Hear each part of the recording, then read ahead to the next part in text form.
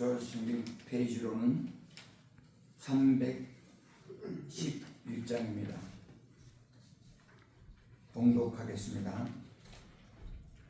그는 허물과 죄로 죽었던 너희를 살리셨도다. 그때의 너희는 그 가운데서 행하여 이 세상 풍조를 따르고 공중의 권세를 잡는 자를 따랐으니 곧 지금 불순종의 아들을 가운데서 역사하는 영이라.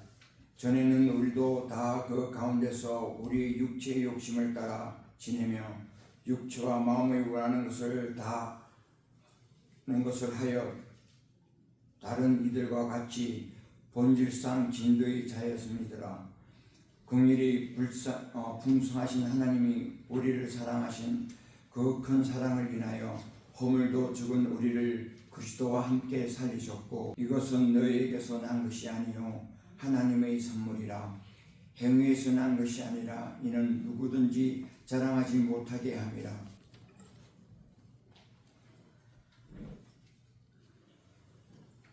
한인 이세대 여자아이들 이름 가운데 아마 가장 많은 이름이 그레이스, 은혜일 거라고 생각이 됩니다. 어디 가나 그레이스라는 이름이 있습니다. 은혜인데요, 은혜라고 안 불러도 은자를 넣어서 이름에 은혜를 담은 이름을 많이 지어줍니다. 우리는 그렇게 그레이스, 은혜라는 말을 귀하게 여기고 사랑합니다. 은혜라는 말이 무엇입니까? 그레이스, 나는 자격이 없는데 하나님께서 베푸셨다는 말입니다. 내 힘으로는 결코 얻을 수 없는데 하나님께서 값없이 주셨다는 것입니다. 나 같은 죄인을 주님께서 조건 없이 용서해 주시고 나를 구원해 주셨다는 것이 은혜입니다. 은혜. 우리가 지금 이 자리에 있는 것이 하나님의 은혜 때문입니다. 우리가 하나님의 은혜가 없었으면 이 자리에 있지 못할 것입니다. 오늘 우리에게 하나님의 은혜로 인하여서 사람에게 어떤 일이 일어나는가 하는 말씀을 우리에게 들려줍니다. 오늘 말씀에 보면 하나님의 은혜로 인해서 죽었던 인간이 살아났다는 얘기를 합니다. 허물과 죄로 죽었던 너희가 살았다는 말씀을 합니다. 예수 믿기 전에, 은혜가 있기 전의 상태는 죽은 상태입니다. 언제가 우리가 죽었나? 우리가 이렇게 한 번도 죽은 적이 없이 잘 살아고 있는데 왜 죽었다고 하는가? 이렇게 말할지도 모릅니다. 그러나 성경은 은혜가 없는 곳에 죽었다라고 말씀합니다. 죽었다. 여기서 죽었다는 사람은 어떤 퇴폐적인 종족만을 말하는 게 아니라 어떤 부패한 이교도만을 말하는 게 아닙니다. 저를 비롯해서 여러분 모두가 은혜가 없을 때는 죽었던 존재다라고 말합니다. 무슨 얘기입니까? 우리 예수를 안 믿는 사람 중에서도 건강하고 생기 있게 살아가는 사람들이 많습니다. 운동선수같이 신체를 가진 사람들도 많습니다. 예수를 안 믿는 사람 중에서도 건강하게 살아가는 사람들이 많고 성공하는 사람들이 많고 또 학자들 중에서도 예수 안 믿는 사람들도 많습니다. 지식이 풍성합니다. 그럼 이런 사람들이 단지 예수 그리스도를 안 믿는다고 해서 다 영적으로 죽었다라고 말할 수 있겠습니까? 성경의 대답은 그렇다라는 것입니다. 왜냐하면 그들의 몸은 건강하고 마음은 살아있는데 영이 죽어 있다는 것입니다. 영혼이 죽어서 생명을 소유하고 있지 못하다는 것입니다. 죽은 사람의 눈은 멀어서 하나님의 영광을 보지 못합니다. 죽은 사람의 귀는 멀어서 성령의 음성을 듣지 못합니다. 죽은 사람은 하나님을 아버지로 부르지도 못하고 하나님을 찾지도 않고 하나님 앞에 나아가지도 않습니다. 요한복음 17장에 보면 영생은 유일하신 참 하나님과 그 보내신 예수 그리스도를 아는 것이다 라는 말씀이 있습니다. 유일하신 참 하나님과 그 보내신 예수 그리스도를 아는 것이 영생이다. eternal life라는 것입니다. 생명이 무엇입니까? 생명은 우리를 만드신 하나님을 아는 것입니다. 그리고 그분이 보내신 예수 그리스도를 아는 것, 안다는 것은 무엇을 말합니까? 하나님과의 인격적인 교제를 가지고 있다는 것을 말합니다. 이것이 생명이 있는 것입니다. 성경이 말하는 생명은 몸만 살아있는 것이 아니라 영이 살아서 그 영이 하나님과 관계를 가지고 교제하는 것을 생명이라고 말합니다. 왜냐하면 이것이 하나님이 인간을 만드신 원래의 계획과 의도이기 때문에 그렇습니다. 그런데 영이 죽어 있다면 그것은 살아있는 것이 아닌가 싶습니다. 요한계시록 3장 1절에 보면 사대 교회에게 너희가 살았다는 이름은 가졌지만 죽은 자로다 이렇게 책망하셨습니다. 살았다는 이름은 가졌지만 죽은 자로다. 죽었다는 표현이 바로 이것입니다. 살았다고 하는데 하나님을 모르고 하나님과 만남이 없고 하나님과 교제가 없습니다. 그러면서 오늘 본문에 보면 죽었던 이유가 죄와 허물로 죽었다. 허물과 죄로 죽었던 너희라고 말씀합니다. 원문에 허물, 파라플로마는 어떤 경계선, 넘어가야 되지 않아야 할 경계선을 넘어가는 것을 허물이라고 합니다. 죄는 원문에 보면 하마르티아라고 하는데 그 말씀의 뜻은 우리가 화살을 쏠 때 관역을 맞춰야 되는데 관역을 빗나갔다는 뜻입니다.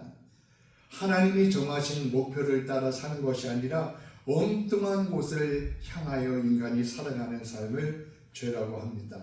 한마디로 죄와 허물은 하나님이 하지 말라고 하는 일은 행하고 하나님이 하라고 하지 말라는 것은 하라고 하신 것은 하지 않으며 살아가는 삶이 죄입니다. 이것이 인간의 운명입니다. 오늘 말씀을 보면 허물과 죄로 죽었던 그 인생에는 특징이 있습니다. 첫 번째, 세상 풍속을 쫓았다라고 말씀합니다. 우리 2절에 보면 그때 너희가 그 가운데 행하여 이 세상의 풍속을 쫓고, 이 풍속이라는 말이 무엇일까요? 영어 성경에 보니까 You once walked following the course of this world, 또는 다른 성경에는 You follow the ways of the world. 이 세상의 방식, 이 세상의 코스를 따라 살았다는 것입니다. 이 세상 코스를 따라 사는 게 뭐가 문제입니까? 이 세상이 하나님과 일치된 삶을 살아가고 있지 않기 때문에 문제인 겁니다. 그렇게 무조건 아무 생각 없이 세상의 사상과 세상의 문화와 풍속을 따르며 살다가 우리는 하나님의 뜻을 어긋나게 살았던 것입니다. 레밍이라고 하는 나그네의 쥐가 있습니다. 주로 북유럽과 북아메리카에 서식하는 그러한 동물인데요. 땅굴을 파고 삽니다. 추운 겨울에도 땅굴을 깊이 파니까 온기를 유지할 수 있습니다. 그리고 또 북극에 있는 흰 올빼미, 북극여우, 쪽제비 이런 천적으로부터 자신을 땅굴에 숨어서 지킬 수 있다고 합니다. 그런데 이 레밍이 3년이나 4년만 되면 이상하게 때로 대이동을 합니다. 집단 이동을 하는데요. 근데 이때 꼭 이상한 일이 벌어집니다. 이거를 레밍 효과라고 부르는데요. 대이동을 하다가 들판을 달립니다. 그런데 절벽에 도달할 때쯤 대장 레밍이 절벽으로 떨어집니다. 그러면 뒤에 있는 수백 마리의 레밍 쥐들이 따라서 대장만 보고 그대로 가다 절벽으로 다 떨어져서 죽습니다. 그래서 우리가 아무 생각 없이 쫓아가다 어려움을 겪는 일을 레밍 효과다 이렇게 말을 하곤 합니다. 레밍들은 차례로 절벽에 뛰어들어서 바다에 빠져 죽습니다. 레밍들이 왜 이런 행동을 하는가에 대해서 정확한 이유는 밝혀지지 않았습니다. 아마도 눈이 나쁜 레밍이 절벽이 무슨 조그만 구덩이인 줄 알고 뛰어넘다가 떨어져 죽는다는 그런 의견이 있습니다. 레밍은 먹이를 찾아 행군하다 지치고 병들고 약해지면서 죽어나가는 것이지, 죽기 위해 바다로 절벽으로 일부러 떨어지는 것은 아닌 것이 분명합니다. 그러나 어쨌든 레밍은 대장 레밍을 무조건 따라가다가 절벽으로 자기도 모르는 사이에 수백 마리가 다 떨어져 죽고 마는 것입니다. 세상 풍속만을 따라 사는 삶이 레밍과 같습니다. 자기들이 어디로 가는지를 모르고 절벽으로 떨어지는 레밍처럼 세상의 풍속을 아무 생각 없이 따르며 사는 사람들은 레밍의 삶과 같이 되는 것입니다. 그러므로 우리가 세상의 사상과 풍조와 문화가 정말 하나님 앞에 바른 것인지 묻고 공부하고 생각하며 기도하며 우리는 삶을 살아야만 합니다. 허물과 죄로 인해서 영이 죽은 사람들의 두 번째 특징은 오늘 말씀에 보니까 공중권세 잡은 자를 따랐다고 말씀합니다. 공중권세를 잡았다. 이거 누굴 말하는 것입니까? 이 표현은 사단 마귀를 말하는 것입니다. 그때 너희는 그 가운데 행하여 세상 풍조를 따르고 공중권세 잡은 자를 따랐으니 곧 지금 불순종의 아들들 가운데서 역사하는 영이라. 이 사탄을 공중권세 잡은 영이라고 했습니다. 영이기 때문에 사탄은 우리 눈에 거의 볼 수 있도록 나타나지는 않습니다. 그러나 어디에 나타납니까? 세상의 풍속 속에 나타나고, 세상의 문화 속에 나타나고, 세상의 제도 속에 나타나고, 악한 사람들을 통해서 마귀의 역사를 행하고 있는 것입니다. 사탄은 상징적인 존재가 아니라 성경은 분명히 공중권세 잡은 자가 역사를 한다고 말씀합니다. 그런데 그가 누구 가운데 역사합니까? 불순종의 영들, 바로 하나님을 믿지 않고 하나님을 거부하며 거역하는 자들의 그 삶 속에서 마귀는 역사한다고 말씀하고 있습니다. 이들의 삶은 무조건 자기 원하는 대로 자기의 목표만을 따라 살아가다가 마치 레밍처럼 절벽으로 떨어지는 삶이 되고 말 수밖에 없는 것입니다. 세 번째의 영이 죽은 사람의 특징은 육체의 욕심을 따라 산다고 했습니다. 3절에 보면 전에는 우리도 다 그 가운데서 우리 육체의 욕심을 따라 지나며 육체와 마음에 원하는 것을 하여 다른 이들과 같이 본질상 진노의 자녀였더니. 육체와 마음의 욕심을 따라 사는 것이.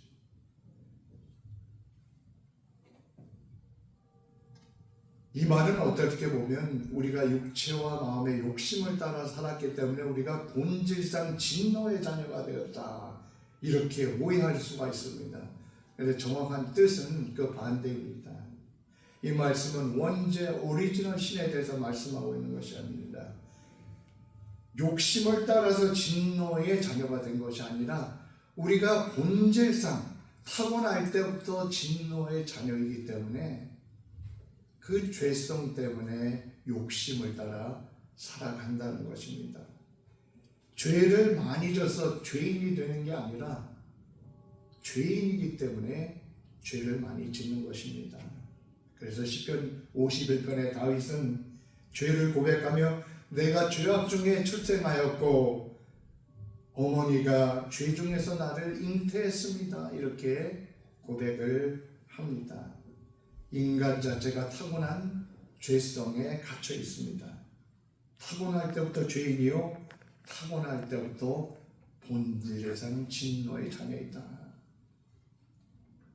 우리가 이것을 동의하든 안 하든 성경은 분명히 이 진리를 우리에게 명확하게 가르쳐주고 있습니다. 우리는 은혜가 없는 곳에서 본질상 진노의 자녀로 태어났다.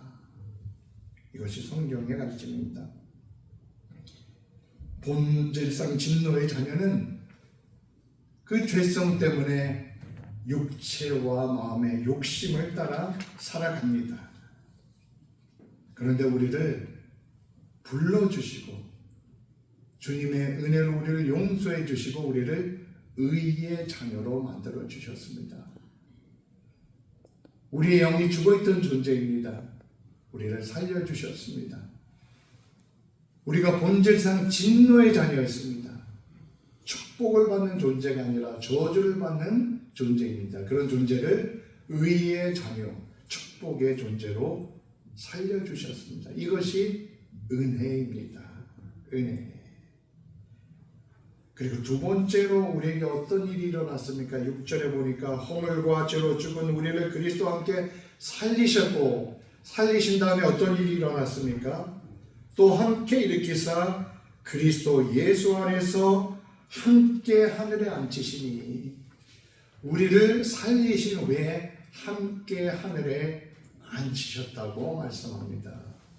그런데 우리말 성경에도 그렇고 원어 성경에도 그렇고 이게 부정과거형 원어 성경에 무슨 말이냐면 이미 일어난 일로 말씀을 한다는 것입니다. 우리가 하늘 보좌에 앞으로 앉을 것이 아니라 이미 앉은 것처럼 보좌에 앉았다라고 말씀을 하는 것입니다. 이게 무슨 뜻입니까? 살리셨다, 일으켰다, 앉히셨다, 이 말이 전부 부정과거형입니다. 이것은 죽었다 살아나는 것이, 하늘의 보좌에 앉는 것이 너무 확실하기 때문에 이와 같이 말씀하고 있는 것입니다. 그리고 그 천국의 보좌의 능력과 그림자가 우리의 삶 속에 이 땅에 살면서도 우리가 맛보며 살 수 있기 때문에 그렇게 말씀하는 줄로 믿습니다. 천국은 우리가 죽어서만 가는 것이 아닙니다. 눈물이 없고 고통이 없는 천국은 미래에만 가는 것이 아니라 이 땅에서도 살면서 우리가 맛을 보며 살 수 있는 곳입니다. 우리가 예배 드릴 때 천국의 영광을 우리가 맛보게 됩니다. 우리가 함께 봉사할 때 천국의 기쁨과 능력을 누리게 됩니다. 우리가 함께 모여 교제할 때 천국의 기쁨을 우리가 누리지 않습니까? 미래의 천국의 기쁨에 비할 바는 아니지만 그 그림자와 능력을, 영광을 우리가 이 땅에서도 누리며 산다는 것입니다. 이런 구원에 대해서 본문은 선물이라고 말씀합니다. 8절에 9절에 보면 너희는 그 은혜에 의하여 믿음으로 말미암아 구원을 받았으니 이것은 너희에게서 난 것이 아니요 하나님의 선물이라 말씀합니다. 하나님께서 우리에게 선물을 주셨습니다. 우리는 하나님의 선물을 받은 사람입니다. 그래서 우리가 정말 자부심을 가지고 감사해야 합니다. 여러분, 혹시나 자녀들 중에서 내가 생일날 선물 안 줬다고 너무 서운해하지 마시기 바랍니다. 우리가 그 선물을 못 받았을지 몰라도 우리는 하나님의 선물을 받고 살아가는 그러한 축복된 사람입니다. 미국 보스턴시에 스트롤사라고 하는 청년이 있었습니다. 이 청년이 사업을 한번 해보려고 바튼이라는 아주 부자 상인을 찾아갔습니다. 바튼을 찾아가서 제가 이제 조그만 리테일 스토어를 해보려고 하는데 2,000불만 좀 빌려주십시오. 그랬더니 담보가 있냐고 묻습니다. 아니, 담보가 없습니다. 처음에는 안 된다고 얘기를 합니다. 그런데 조금 있다 곰곰이 생각해 보더니 이 바튼이 스트로사라는 청년에게 2,000불을 빌려주기로 합니다. 저렇게 저 유망해 보이는 젊은이에게 내가 2,000불을 투자하는 게 보람 있는 일이 아닐까 생각을 했기 때문입니다. 아무 담보 없이 처음 보는 젊은이에게 2,000불을 빌려주었습니다. 그 후 10년이 지났습니다. 미국의 Great Depression 대공황이 와서 수많은 기업들이 도산을 했습니다. 이 거부 바튼의 기업도 뱅크럽시를 했습니다. 그런데 어느 날 이 바튼을 찾아와서 도와주겠다고 하는 한 사람이 있었습니다. 바로 2,000불을 빌렸던 스트로사라는 청년이었습니다. 바튼은 놀랍니다. 아니, 당신은 그때 2,000불을 빌려가서 이자까지 다 갚지 않았어. 당신이 뭐를 알게 더 준다는 것입니까? 그러자 이 스트로사는 말했습니다. 아닙니다. 제가 빌렸던 돈은 다 갚았지만 도와주신 은혜가 그대로 남아 있습니다. 도와주시는 은혜가 남아 있습니다. 이 세상에서도요, 은혜를 갚으면서 살아갑니다. 내가 뭘 받았기 때문에 거기에 대한 은혜를 갚는 것이죠. 그런데 하나님의 은혜는 우리가 하나님께 뭘 드린 적이 없습니다. 오히려 하나님의 길을 어긋나고 하나님의 뜻을 어긋나며 살 때가 많았습니다. 나는 하나님께 아무것도 드린 것이 없는데 하나님이 나에게 선물을 주신 것입니다. 용서의 선물을 주셨고 구원의 선물을 주셨습니다.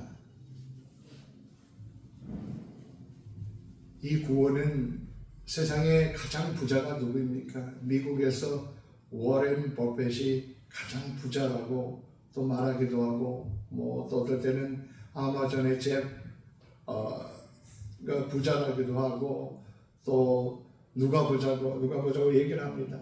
세상 최고의 부자라도 구원은 돈으로 살 수가 없는 것입니다.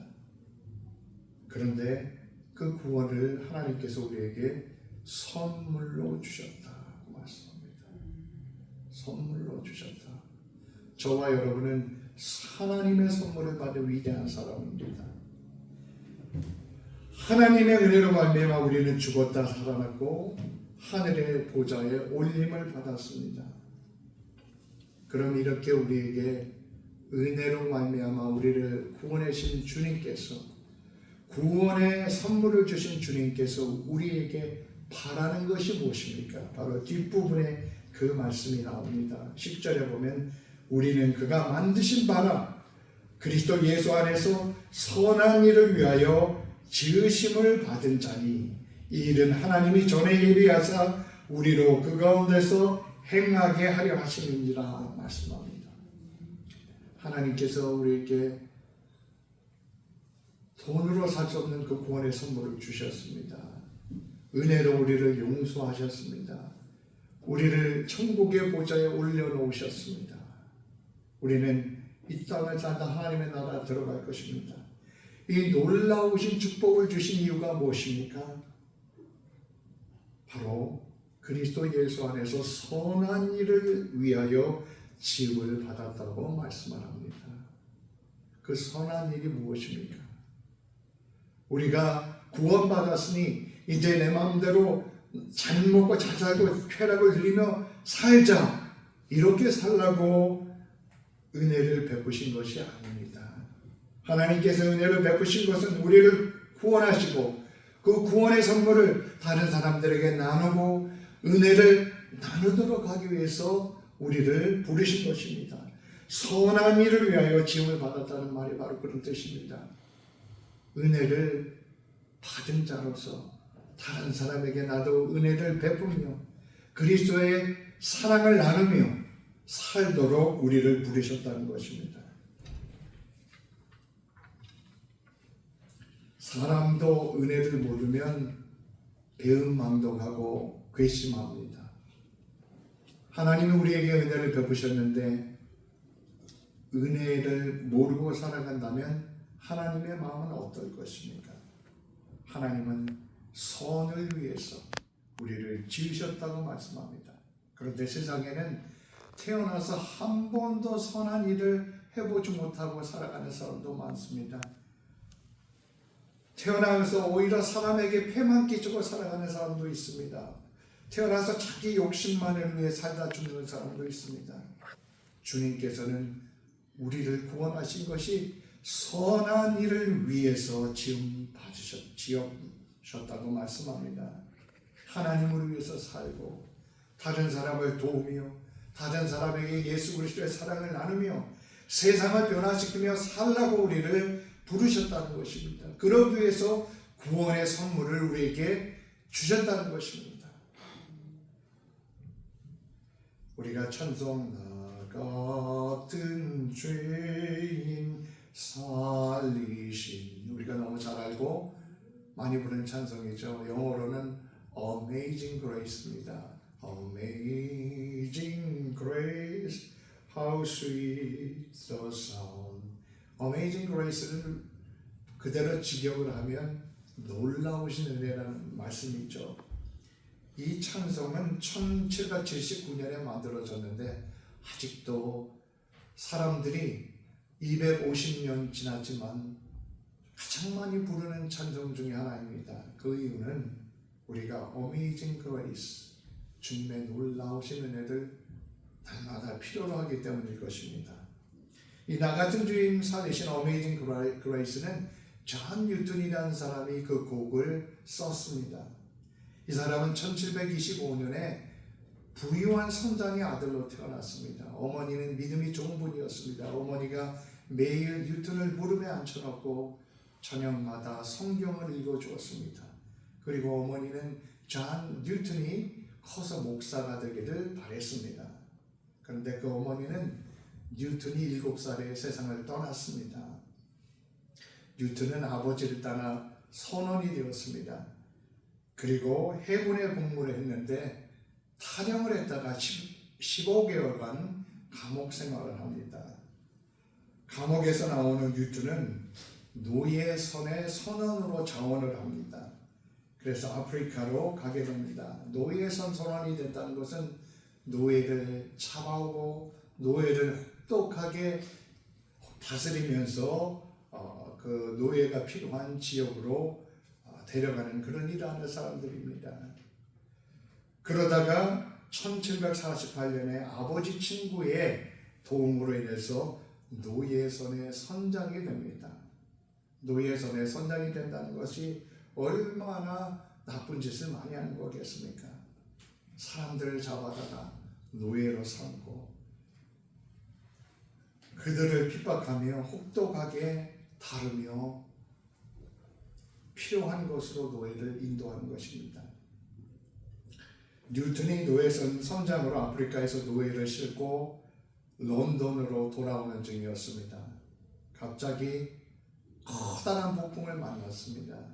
그 폭풍이 너무나도 심한데 그 폭풍이 11일간 계속되었습니다. 흔들리는 배 위에서 정말 살기 위해서 사투를 합니다. 그러다가 새벽 1시에 배가 거의 가라앉을 지경입니다. 뉴턴은 성난 폭풍 속에서 배의 기둥을 붙잡고 살기 위해 몸부림치고 있었습니다. 그때 갑자기 어머니가 읽어주시던 성경이 떠올랐습니다. 그러면서 뉴턴은 무릎 꿇고 하나님께 기도하기 시작했습니다. 하나님, 자비를 베풀어 주십시오. 저를 용서해 주십시오. 제가 정말로 하나님의 길을 떠나서 이렇게 악한 삶을 살았던 것을 회개합니다.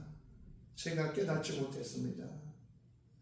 한 번만 살려주신다면 정말로 주님을 위해서 살아가겠습니다. 눈물을 흘리며 회개했습니다.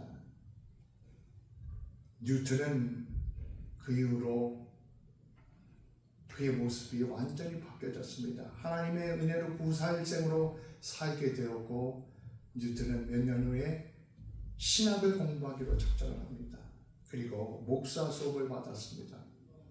뉴턴의 경력을 아는 사람들의 반대로 인하여서 처음에는 목사가 되는 것을 거부했지만 나중에 링컨 감독에 의해서 목사로 안수를 받아 알른이라는 곳에서 목회를 하게 됩니다. 그의 나이 39세였습니다. 뉴턴은 그 후 43년간 그리스도의 복음을 증거하다가 세상을 떠났습니다. 뉴턴은 알른이 교회를 떠나서 영국에 있는 울노스라는 교회로 부임을 했습니다. 여기 가보니까 가난한 상인들도 있었고 부자들도 많이 있었습니다. 그들에게 뉴턴은 커다란 영향을 끼쳤습니다.